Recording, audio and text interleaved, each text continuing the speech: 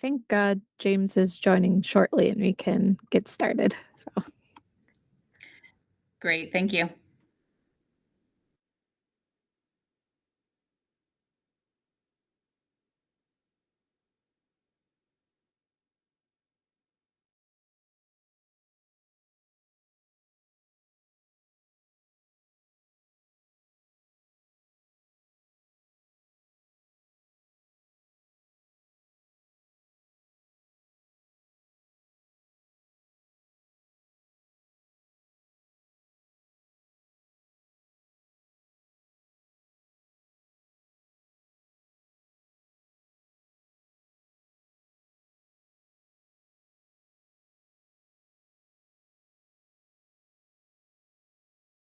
James, are we ready to get started? I think we are. I had a brief public comment come in person, so I'll recap that later. But I was trying to answer those questions ahead. So sounds good. Well, good morning, everyone. We will go ahead and call to order the October 6th TTAC meeting, and we'll turn it to James for a roll call. Great. Thank you. We'll start with roll call just to see which members are present today. Amy Hill with Transpo. Present. Brent Warren with the City of Napanee. Present. Steve Moriarty, Kosciuszko County. Ty Adley, Marshall County.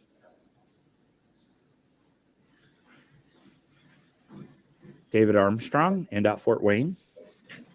Angela Nicholson sitting in for David. Hi, Angela. Thanks for joining us. Ryan Klessman, City of Elkhart. Josh Corwin, City of Goshen. Present. Chris Dressel, City of South Bend. Ryan Fellows, St. Joe County. Present. Rick Gall, City of Plymouth. Here.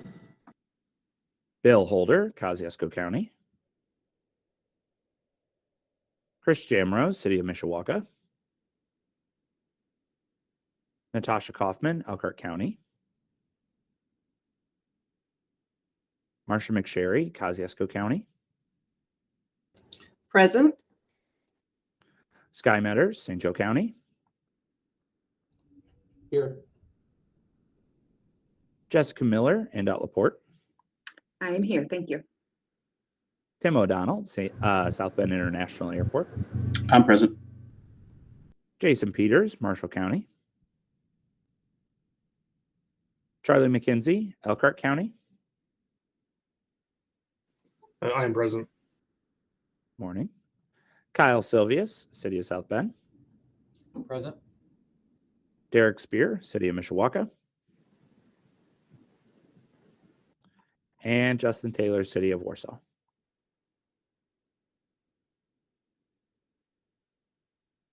right. We do have a quorum of members present, so. Great, thank you.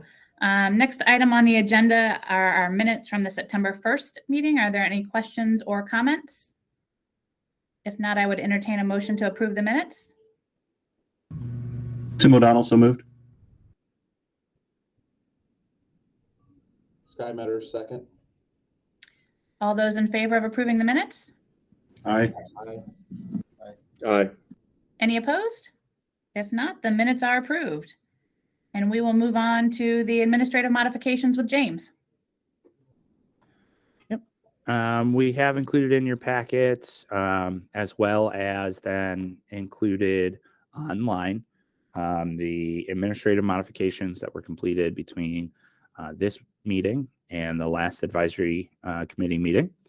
Those are all the administrative modifications, are just minor changes that this advisory committee, as well as our policy board, have given us as staff the authority to make those changes in between meetings. They do not require an approval of this advisory committee.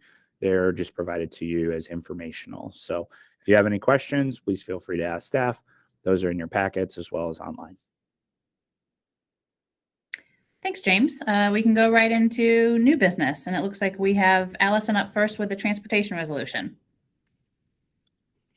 All right. Good morning, everyone. So today's amendments are going to fall under Transportation Resolution 36-21. We'll start with the locally initiated projects. Item A encompasses new sidewalk and trail in the town of Argus. And this includes Marshall Street, Walnut Street, and Michigan Street. This is a bike/pedestrian facility, and we are adding in PE, right-of-way, and construction. Next up, we have item B, which encompasses sidewalks in various locations within the town of Bourbon. This is also a bike and pedestrian facility, and we are adding in PE and construction.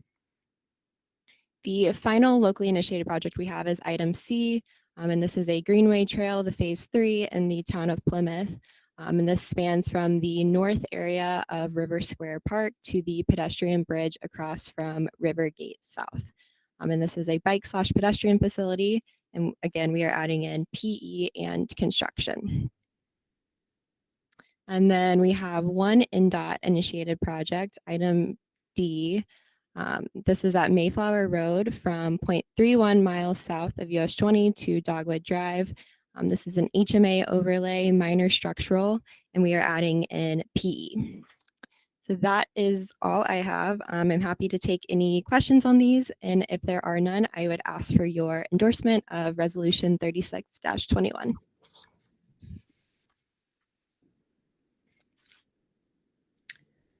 Are there any questions? If not, I would entertain an endorsement for Resolution 36-21. Brent Warren, so moved. Tim O'Donnell, second. All those in favor? Aye. Aye. Aye. Any opposed? If not, Resolution 36-21 is endorsed. Thank you. And we will go on to the next item, which is with James. Great, thank you. So each year we are presented a safety performance measure target. Since the creation of MAP 21 and the FAST Act, which are the FAST Act is the current authorizing legislation for the transportation program, they implemented performance measures within the planning programs. And one of those performance measures is around safety. And what we do as MPOs or metropolitan planning organizations and regional councils, we work with the state of Indiana, their safety office with Mike Holowati to review a 5-year rolling average related to actual data for the number of fatalities, the rate of fatalities, the number of serious injuries, the rate of serious injuries, and then the number of non-motorist fatalities and serious injuries. We work with them to review that data and to set targets for the next calendar year. So this is done annually based on where that data says kind of the 5-year rolling average is. And if the state achieves these targets or is under these targets, then really no action is taken. If the state does not achieve these targets, then there is a portion of funds that has to be set aside and required to be spent on safety specific projects. We have had a very good and collaborative process with the state of Indiana over multiple years of working on this. We as the kind of MPO are faced with the choice then after the state sets its target, whether we either want to support the state's target or create our own target. We have chosen over the years to support the state target, and that's what we're recommending to continue to do for calendar year 2022. And you can see before you what those targets are. So the number of fatalities, the rate of fatalities, the number of serious injuries, the rate of serious injuries, and the number of non-motorist fatalities. So I can try to answer any questions related to the safety performance measure. Otherwise, I would be asking for a endorsement of this safety performance measure of supporting the state target.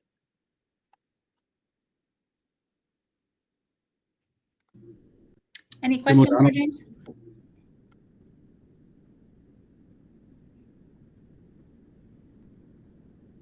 If not, do we have a motion to endorse? Tim O'Donnell, so moved. Sky Metter, second. All those in favor of endorsing Resolution 37-21, please say aye. Aye. Aye. Aye. Any opposed? The motion is endorsed. And we will move on to a presentation on the annual listing of obligated projects with Allison. All right, so I'm going to give a quick overview of our annual listing of obligated projects for state fiscal year 2021. And under the FAST Act, MPOs are required to publish an annual listing of obligated projects in the preceding fiscal year, kind of as a record for project delivery. And an obligation can really just be thought of as the federal government's commitment to pay their share of a project. So to address the FAST Act, this report lists all of the transportation projects in our region that saw an obligation between July 1st of 2020 and June 30th of 21. So I'm going to kind of just dive into some of the numbers found in this report, but the entire report, as well as a listing of all of the projects, can be found on our website under our transportation page. So figure 1 here on the left shows some of the total obligations in our region by sponsoring agency. You'll see that state-sponsored projects saw obligations around $65.1 million. Local public agencies had about $19.9 million in obligations, and transit had about $21.9 million. This equals about $106.9 million in obligations in the MACOG region for state fiscal year 2021. And I will note the transit obligations are rather high compared to last year. And this is largely due to the fact that about half of this funding came from the CARES Act, the Coronavirus Aid, Relief, and Economic Security Act. So then figure 2 on the right looks at local funding specifically and breaks that down by county. You'll see that St. Joe County had almost $14.8 million in obligations. Elkhart and Marshall County saw about $2 million in obligations, and Kosciuszko County had about $1.2 million. And again, you'll note that St. Joe's share is rather large, and this is largely due to the Douglas Road project, which had an obligation in itself of about $10 million. So next, I'm going to kind of highlight some of the larger projects within the region. So as I just mentioned, we had Douglas Road from Ivy to State Road 23. This is an added travel lanes project, and it also includes the intersection at Ironwood. It saw an obligation of almost $10.4 million, and it also included Bridge 191 and Bridge 192, each of which had their own DUS numbers and saw obligations of about $840,000.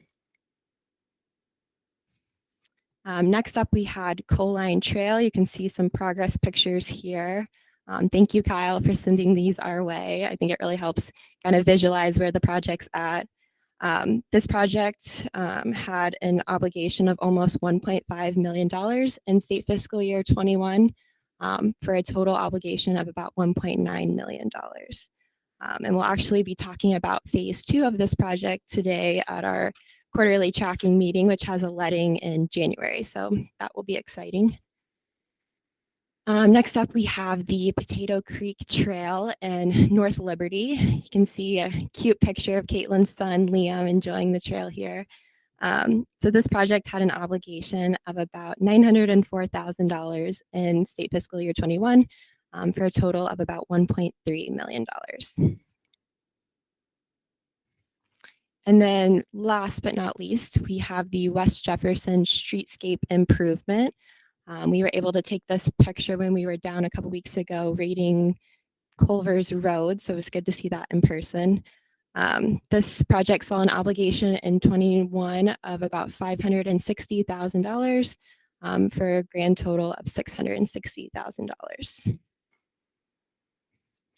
And then this final slide here, so we've kind of broken down obligations by counties and then highlighted some key projects within the county. So this project, or this slide here, breaks down the obligations by project type. So you'll see that there were 6 different project types: local road projects, bridges, intersections, safety, bike and pedestrian, and transportation enhancement. So you'll note that the local road projects had the highest amount of obligations at around $12.2 million. And this equals about 61.2% of the local obligations. And again, Douglas Road was a large contributor to this. And then on the other hand, you'll see that bridge projects accounted for the highest number of projects at 13 projects. So 13 out of the 36 projects in our region were bridge projects. So that's about 36% of projects that saw obligations. And then not far behind, you see that bike and pedestrian projects, there were about 10 of those. So again, I know this is a lot of information. This whole report, as well as the listing of projects, can be found on our website, but I am happy to answer any questions you might have right now.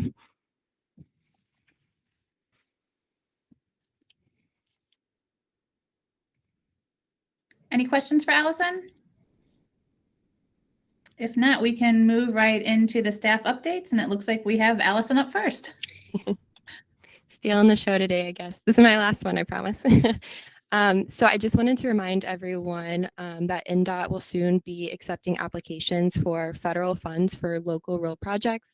This opens November 1st and it closes December 3rd. If you have any questions about the application process or any requirements that are needed, please feel free to reach out to me. Thank you. Good morning, this is Elena Parrish. I have a reminder about the 3rd round of Next Level Trails that opens up on November 1st with applications due December 1st by 5 p.m.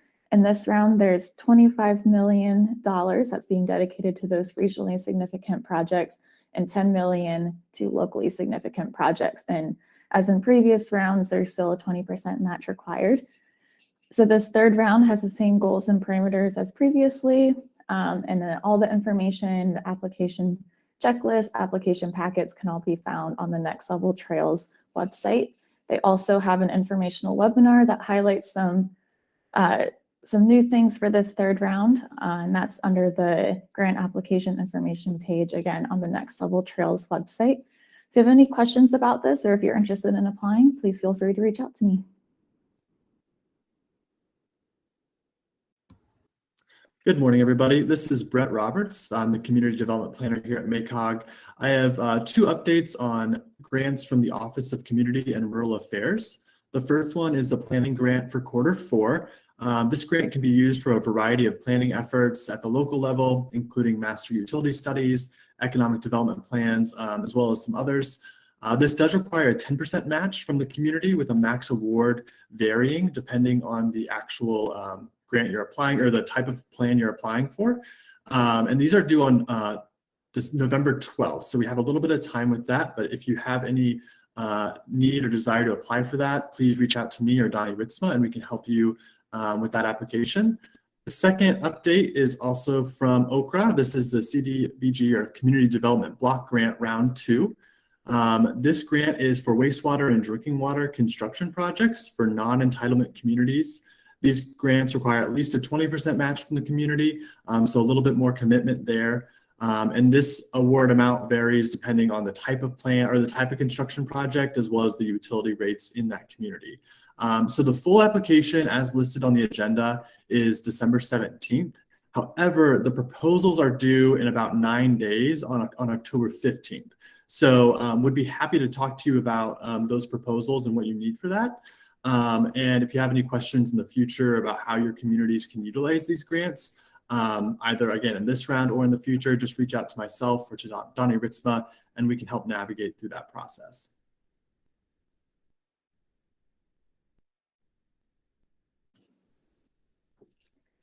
Good morning. I have another quick update about an upcoming program that MACOG is hosting. We're partnering with the Indiana Department of Health, Health by Design, and the NDOT to host a virtual active living workshop. These will be, this is a region-wide for the full MACOG region, and we're kind of targeting community teams to help kind of educate and motivate by facilitating conversations about how you can improve the quality of life through the built environment. And so attendees will be required to participate in a series of workshop modules and field activities. This is taking place throughout late October and early November. And then following the workshop, you'll be eligible for some technical assistance as you work through an active living action plan, which kind of puts what you learned into action as you work through these projects in your community. And so if you are interested in learning more about this, or if you believe your community would be able to benefit from this, please reach out to myself or Caitlin. Thank you. Good morning. This is Leah, Environmental Planner with MACOG, and it's October, so this is the month that our biannual Sustainable Solutions Conference and Expo is happening. I mentioned before, it's focused on fleets, facilities, and sustainability strategy. It'll be a great event. If you're interested in registering, you can either look for the Gazette next Tuesday to hit your inbox, or as always, our events can be found at macog.com on the calendar tab at the top of the page. I'll drop the link here in the chat for those of you that are joined on your computers, but otherwise that's how you can find the event to register. Next slide. And some good news for 3 applicants to Volkswagen Round 3 that were awarded this past month. First is Transpo. They were awarded over $600,000 to replace 3 diesel buses with CNG and continue that replacement strategy. Wani Community Schools also is continuing to replace their buses with propane, and they received funding $112,000 to do 4 more propane buses. And then a new applicant to the Volkswagen program was the South Bend School Corporation, and they'll be the first school to pilot an electric bus in our region, and they received over $300,000. So in total, over $1 million in Volkswagen funding coming to our region. That's all from me. Good morning. This is Caitlin Stevens, and I just have a quick reminder about our regional freight mobility plan. We do have a project page that is live, macogfreightplan.com, where you're able to provide some comment if you're interested in learning more about the plan, and then also answering some of the questions around some of our top freight issues, potential contacts we should be engaging in the process, and then as well as a map to highlight any particular areas of concern. In the coming months, we're going to be doing a lot of data analysis and stakeholder outreach. So stay tuned for some more updates to come in the coming months. And this is Brett again. We have another update on the Disaster Recovery and Economic Resiliency Plan. I should note as well, as you can see on the screen, we have changed the name based on a vote on the steering committee. I'm glad it's there because I can never remember it. So the new name is Collaborating for Regional Resilience and Economic Growth. And so as many of you know, MACOG started this planning process back in May through an EDA CARES grant, excuse me. I'm happy to report that after a great summer of steering committee meetings, focus groups, and just thoughtful planning all around, we should have a final draft of this plan back either next week or in 2 weeks from our consultants. As a reminder, this plan will serve as MACOG's roadmap moving forward in assisting local governments and other key regional stakeholders in recovering and building back better from the COVID-19 induced economic downturn. If you have any questions about this plan, reach out to me as well, and we'll hopefully have it on our website very, very soon.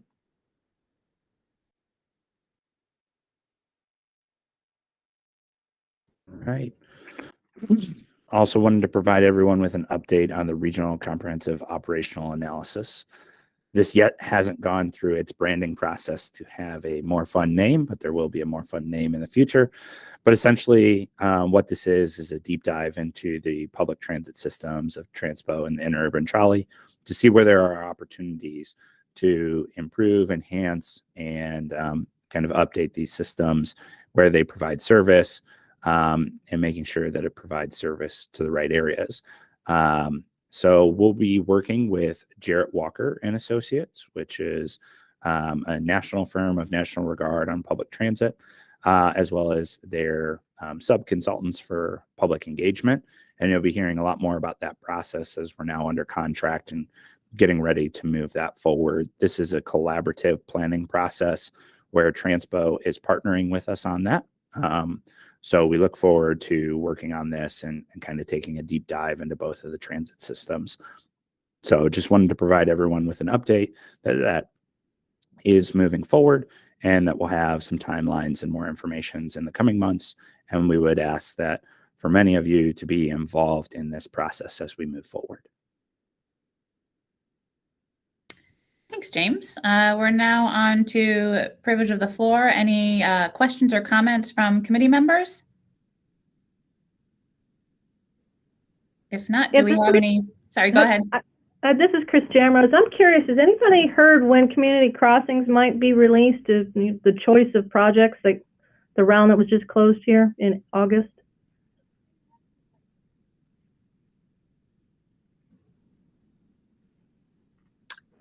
This is Jessica Miller from MnDOT. I have not heard anything on that yet. Chris, just a question on your question. Are you asking about when announcements would take place? Yes. Okay. Perfect.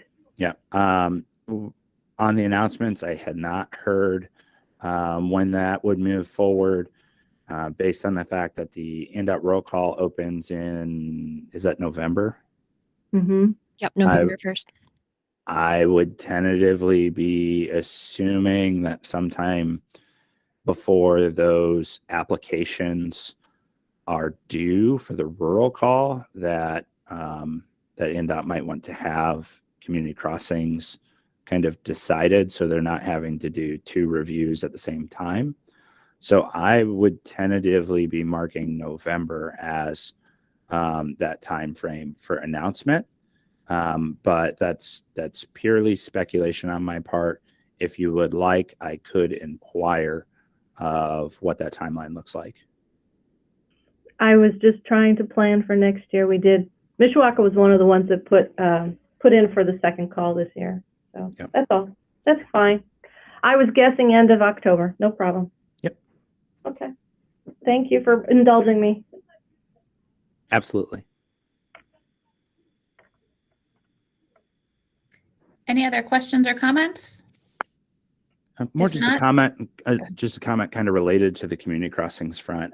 We do, and based on kind of the calendar of how that typically would go, we do anticipate that then after the rural call is closed, that in the beginning of the new year, there would be a new community crossings kind of call as well.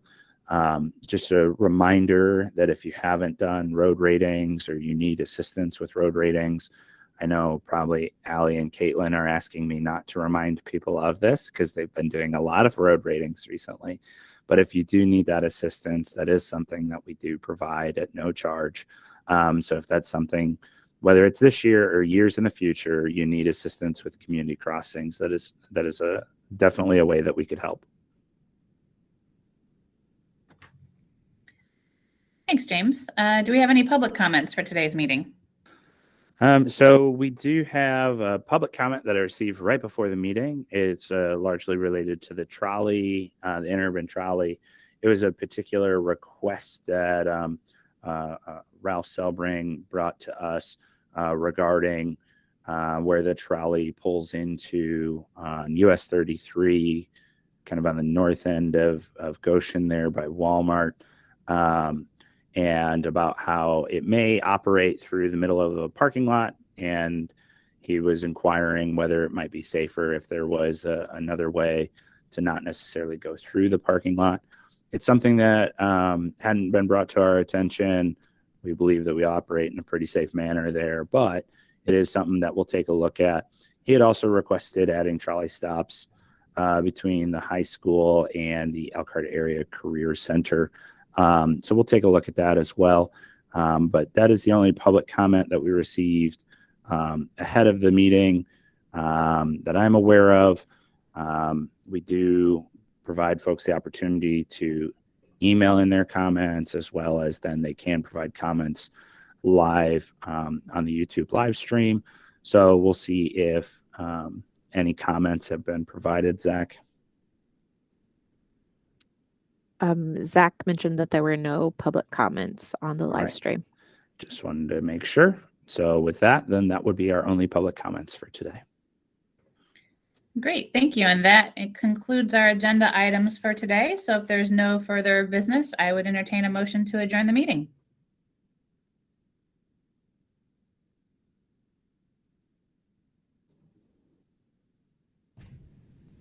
Motion to adjourn, Sky Matters. Kyle Sylvius, second. All right, we have a motion and a second. All those in favor on adjourning today's meeting? Aye. Aye. And we are adjourned. Thanks, everyone.